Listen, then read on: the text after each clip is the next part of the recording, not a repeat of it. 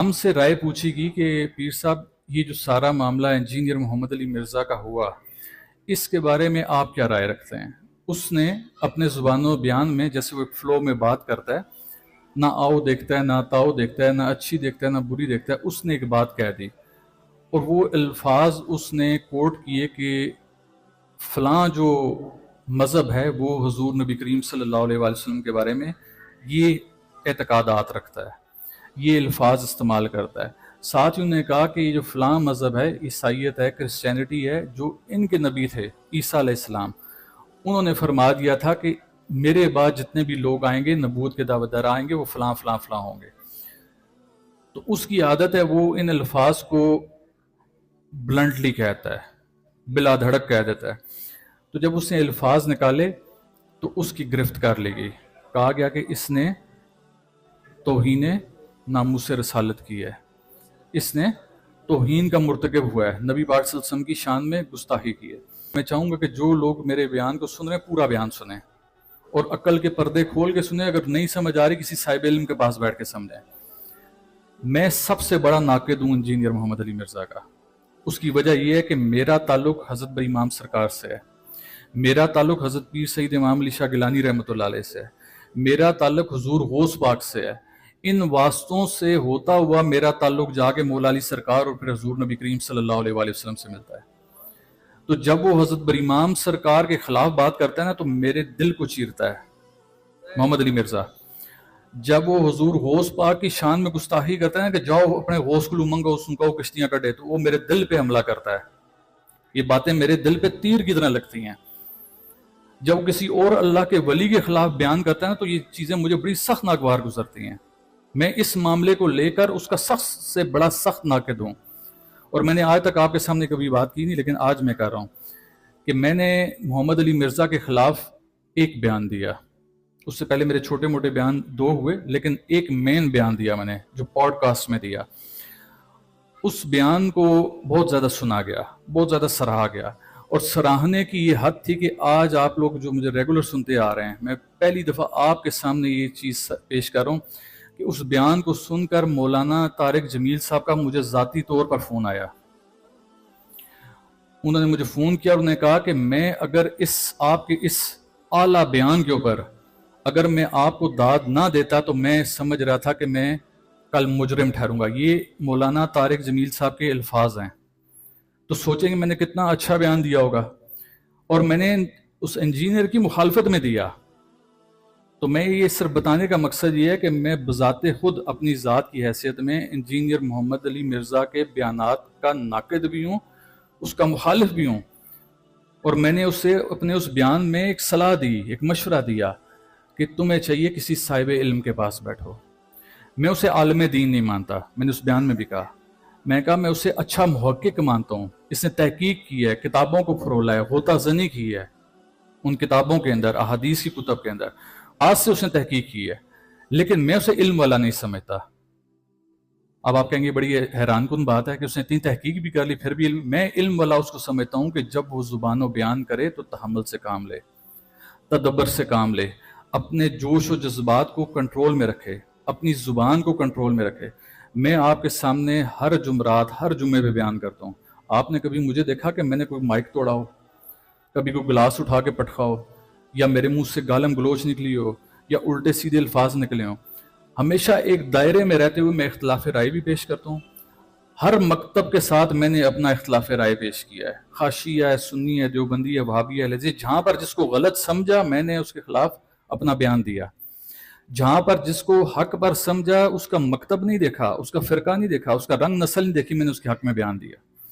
ایک نوجوان لڑکا یوٹیوبر رجب بٹ، اس نے ایک بات کی، میں نے اپنے تئیں سمجھا کہ اس نے گستاخی نہیں کی، میں نے اس کے حق میں بیان دیا۔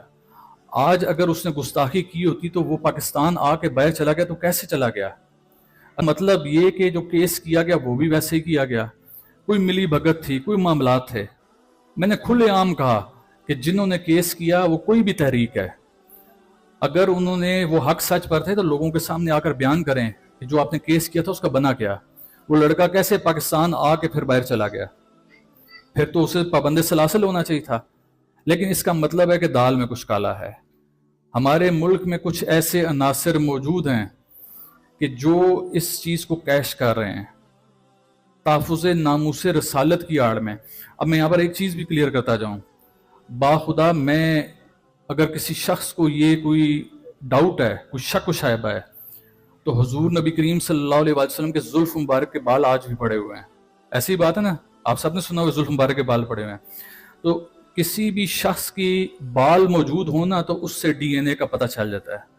میں بڑا کھلے عام چیلنج کرتا ہوں کہ میں نے اپنا شجرہ صرف کتابی نہیں دیکھا، میں نے ایک ایک قبر دیکھی ہوئی ہے. ایک ایک قبر کے بارے میں سنا ہوا ہے کہ فلاں علاقے میں ہماری قبر ہے ہمارے بزرگوں کی. میں اس دبنگ کے ساتھ میں بات کرتا ہوں کہ آپ ڈی این اے کروائیں کہ میں سید ہوں یا نہیں، میں حضور کی آل سے جڑتا ہوں یا نہیں ہوتا. جتنا درد حضور کے اوپر داغے گئے الفاظ کا مجھے ہوتا ہے یا کسی سید کو ہوتا ہے، وہ کسی اور کو نہیں ہو سکتا. خواہ دنیا جان کا کتنا بڑا ملا ہو، جتنا بڑا مرضی عالم و فاضل ہو، سید سے زیادہ وہ درد محسوس نہیں کر سکتا، کیونکہ میری جد اعلیٰ ہے. میں اسی نانے کا نواسا ہوں. تو سب سے تکلیف زیادہ مجھے ہوتی ہے جب کوئی حضور کی شان میں گستاخی اگر کرے گا. لیکن سب سے پہلے گستاخی کا کرائیٹیریا تو ڈیفائن کریں گے نا کہ آپ لوگ گستاخی کیسے کہتے ہیں. اگر کوئی شخص کسی کے الفاظ جو ادا کر رہے ہیں وہ اٹھا کے آپ کے سامنے رکھے کہ فلاں شخص ایسے کہتے ہیں، تو کیا آپ کہیں گے یہ جس شخص نے بیان کیا یہ گستاخی کر رہا ہے؟ ایسے تو نہیں ہو سکتا. آپ گستاخی کا فتویٰ لیں. اور مزے کی بات آپ کو بتاؤں کہ گستاخی کا فتویٰ محمد علی مرزا پہ لگا رہا کون ہے کہ جو خود گستاخ سیدہ کائنات ہے، جس نے بی بی پاک سلام اللہ علیہ کی شان میں صریحاً گستاخی کی.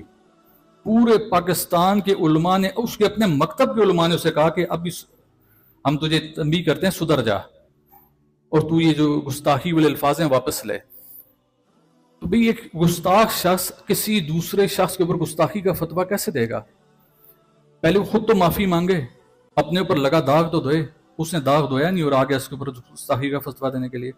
ہم کہتے ہیں کہ انجینئر محمد علی مرزا کو میں اوپنلی دعوت دیتا ہوں کہ ابھی تو وہ جیل میں ہے. ایسی بات ہے تو جیل میں تو کوئی ایسا مسئلہ نہیں ہو سکتا نا، اسے کسی جگہ پہ کسی سیف ہاؤس میں بلایا جائے. مجھے اگر خانقاہی نظام والے نامزد کرتے ہیں اور کہتے ہیں اپنا بڑا بناتے ہیں، کیونکہ اس کی ایک شرط ہے کہ اپنے بڑے لے کر آؤ. وہ اہل حدیث کو کہتا ہے کہ اپنا بڑا لے کر آؤ مقابلے میں، وہ اہل سنت کو کہتا ہے اپنا بڑا لے کے آؤ، دیوبندیوں کو بھی کہتا ہے بڑا لے کے آؤ، شیعوں کو بھی کہتا ہے بڑا لے کے آؤ. تو خانقاہی نظام کا بھی تو کوئی بڑا ہوگا نا.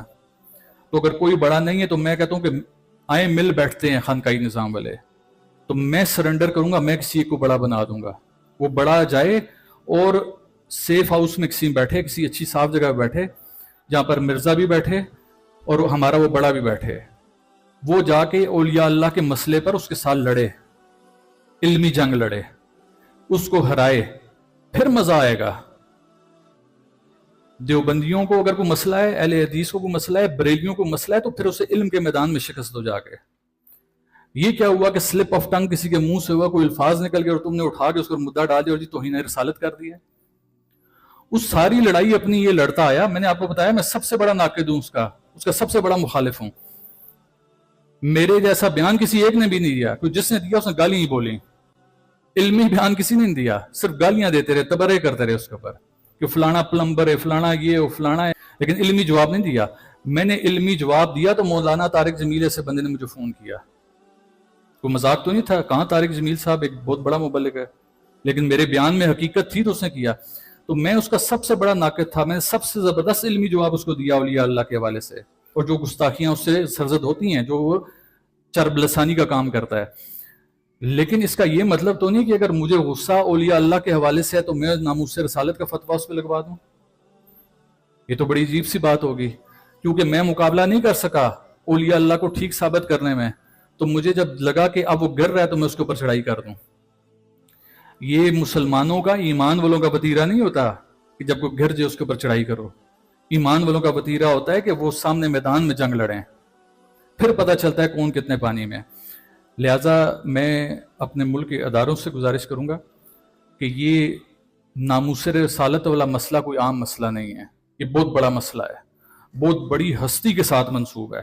اس بہت بڑی ہستی کے ساتھ منسوب جو بھی مسئلہ ہو اس کو بیٹھ کے حل کرنے کے لیے بھی کوئی بہت بڑی سوچ کے لوگ ہونے چاہیے، بہت بڑی عقل کے لوگ ہونے چاہیے. بہت بڑا دل اور دماغ رکھنے والے لوگ ہونے چاہیے، جن میں کسی دوسرے کا موقف سننے کی طاقت موجود ہو، کسی دوسرے کا موقف سمجھنے کی طاقت موجود ہو۔ اس انجینئر محمد علی مرزا نے جس بیان کی بنیاد کے اوپر وہ الفاظ ادا کیے، اس شخص کا بیان بھی میں نے سنا ہے۔ ایک سابقہ عیسائی تھا، اس نے کنورٹ کیا اسلام میں، یعنی دائرہ اسلام میں داخل ہوا۔ دائرہ اسلام میں داخل ہو کے تو اس نے کہا کہ ہمیں عیسائیت میں یہ سمجھایا جاتا تھا، ہماری کتاب کہتی تھی کہ نبی پاک صلی اللہ علیہ وسلم کے بارے میں بھی اور دیگر لوگوں کے بارے میں کہ جو عیسیٰ علیہ السلام کے بعد آئیں گے نبوت کا دعویٰ کریں گے وہ فلاں فلاں فلاں ہیں۔ میں نبی کریم صلی اللہ علیہ وسلم کی ذریت میں سے ہوتے ہوئے، اطرت میں ہوتے ہوئے بھی وہ الفاظ استعمال اس لیے کر رہا کہ یہاں پر جگہ جگہ فتوے باز بیٹھے ہوئے ہیں، یہاں سے بیان باہر نکلنا ہے اور انہیں فتویٰ میرے بھی لگا دینا ہے کہ جی اے کیا جا سید ہے۔ جب میں حق بیان کرتا ہوں تو کہتے ہیں کہ اساں اس سید ہی نہ مننے، کیونکہ اے اساں نے مکتب نے دسے ہوئے رستے تے نہیں ہیں۔ تو یعنی سید کا معیار یہ ہو گیا کہ وہ کسی کی خوشامد میں جب بات کرے گا، کسی شخص کی خوشامد میں بات کرے گا تو اسے سید مانیں گے۔ جو شخص اللہ کی خوشنودی اور اللہ کی رضا کے لیے حق بیان کرے گا اسے کہتے ہیں یہ تو سید ہی نہیں ہے۔ تو میں کہتا ہوں اس سے مسئلہ حل کر لو، میرے ذہن جو بھی کیڑا نکل جیسی، دیگر ہو لوگوں نے ذہن جو بھی کیڑا نکل جیسی، زلف مبارک نہ ڈی این اے کر لو، میرا کر لو، نہ نکلے تو سامنے آج سام میں بھی قوم کو معافی مرسا میرے ماں پیو کو بھی غلطی ہوگی، ٹھیک ہے؟ تو پھر پتا چل سی کون سید ہے کہ نہیں ہے۔ سید نہ مطلب ہے کہ جب تساں نے فتویاں نہیں زیادہ چاہ گیا، تساں نے جھوٹ سچ سب اس صحیح آخیا، تسی کہو گے جی سید ہو گیا۔ تے جڑا ذرا جا تواڈے خلاف بول پیا، حق نہیں آواز بلند کی تے تساں تے پھر اے جے بہت سارے فتوے باز کربلا نے میدان وچ موجود سے۔ یہ 18,000 مفتیان اسلام تھے، اللہ معاف کرے انہیں مفتیان اسلام کہنا اسلام کی توہین ہے، جنہوں نے حضور نبی کریم صلی اللہ علیہ وسلم کے سگے نواسے، جو امیڈیٹ نواسا تھا، میں تو نواسا ہونے کا کلیم کروں نا ایک دوسری آج 35ویں پشت میں، تو حسنین کریمین کون سی پشت میں آتے تھے؟ امیڈیٹ نواسے تھے۔ تو ان مفتیان نے ان کے اوپر فتویٰ بازی سے باز نہیں آئے، تو ہم کہاں سے محفوظ رہیں گے؟ ہم انجینئر والے معاملے میں بھی یہی کہیں گے کہ اس کے معاملے میں اگر کوئی ملا یہ سمجھتا ہے کہ انجینئر غلط ہے تو اب اس کے پاس بہت اچھا موقع ہے، میں اس کے سارے معاملے میں پل کا کردار ادا کروں گا۔ میں اعلیٰ حکام کے پاس الحمدللہ اپنے ذاتی کسی مقصد کے لیے آج تک نہیں گیا، لیکن میں چل کے جاؤں گا، میں چل کے جاؤں گا حکام بالا کے پاس اور میں ارینج کراؤں گا کہ انجینئر بیٹھا ہوا ہے، اب تو پکڑا ہوا ہے نا، اس کو ایک جگہ پہ بٹھائیں، ساتھ یہاں سے جتنے مکاتب ہیں ان کے بڑے چلے جائیں، جن کو سارے تحریر لکھ کے دیں کہ ہم نے اس کو نامزد کر دیا، یہ ہارا تو ہم ہارے، تو جائیں اس کے ساتھ مقابلہ کریں، لیکن یہ نہ کریں کہ اپنے سے نیچے چھوٹے چھوٹوں کو چھوڑ کے اس کے خلاف بیانات بازی شروع کر دی، وہ جیل میں بیٹھا ہوا ہے۔ ہمارا اس سے کوئی دلی لگاؤ نہیں ہے، ہمیں اس سے کوئی مطلب نہیں ہے، ہم اس سے سب سے بڑے ناقد ہیں، لیکن یار مزہ آتا ہے لڑنے کا، میدان میں لڑو۔ وہ تو ہر دم پہ نبی کی بات کر رہا ہے، میں اس کے خلاف کیس کروں گا، میں اس کے خلاف کیس کروں گا جہاں پر وہ غلط ہے، وہ اولیاء کے حوالے سے غلط بات کرتا ہے تو میں اس کے اوپر کیس کروں گا، کوئی اور چیز ہے اس کے معاملے میں غلط ہے تو میں اس کے اوپر کیس کروں گا، لیکن یار جو نبی کی بات کرتا ہے نبی کے خلاف کیسے ہو گیا؟ بیٹھتا ہے تو درود و سلام بھیج کے بیٹھتا ہے۔ اس نے لوگوں کو بتایا کہ تم لوگوں کو یہ غلط گائیڈ کر دیا گیا کہ نبی کی اہل بیت کے اوپر رضی اللہ پڑھا جاتا ہے۔ اس نے لوگوں کو بتایا کہ تمہارے امام بخاری، امام مسلم نے اپنی کتابوں میں ان کے ساتھ علیہ السلام کا لفظ لکھا ہوا ہے، تو جو نبی کی ذریت کے اوپر سلام بھیج رہا ہے نبی کی ذات کا کیسے دشمن ہو سکتا ہے؟ وہ نبی کا کیسے دشنام تراز ہو سکتا ہے؟ وہ کیسے نبی پاک صلی اللہ علیہ وسلم کی ذات کے اوپر کوئی ایسا ایلیگیشن اٹھا سکتا ہے؟ کسی کی بات سامنے رکھنا کہ فلاں شخص سے بات کرتا ہے، یہ قطعاً ایسے نہیں ہوتا کہ وہ شخص ایسی بات کر رہا ہے۔ تو لہٰذا گزارش ہوگی کہ قانون نافذ کرنے والے اداروں سے کہ اگر ان معاملات میں ذرا سا بھی ایسا معاملہ ہوا جس میں ناانصافی ہوئی تو دنیا میں تو معاملات گڑبڑ ہوں گے ہی ہوں گے، کیونکہ ایک پریسیڈنٹ سیٹ ہو جائے گا، آئندہ آنے والی نسل وہی چیز دیکھے گی۔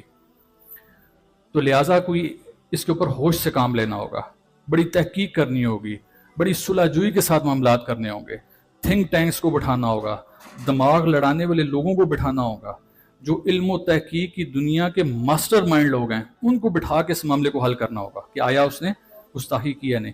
کسی کے فتوے کے اوپر اگر کسی کے اوپر گستاخی کا فتویٰ لگ گیا تو یاد رکھیے کہ پھر چوک چوک کے اوپر گستاخی کے فتوے لگیں گے. پھر میرے پاس بھی پیر ہاؤس کا لیٹر ہیڈ موجود ہے, میرا پیر ہاؤس بھی رجسٹرڈ ہے, اس کا مونوگرام بھی رجسٹرڈ ہے, اس کی سٹیمپ بھی رجسٹرڈ ہے. پھر میں بھی فتویٰ نکال سکتا ہوں کسی کے اوپر. لیکن اگر اس طرح فتوے نکلنے شروع ہوئے تو چوک چوک سے نکلیں گے, گھر گھر سے نکلیں گے, کریا کریا سے نکلیں گے, گاؤں گاؤں سے نکلیں گے. کس کس کی زبان روکی جائے گی؟ تو خدا را ہوش کے ناخن لیں, دین فتووں کا نام نہیں ہے, دین سمجھانے کا کام ہے. اسی لیے کہا گیا کہ وما علینا الا البلاغ المبین.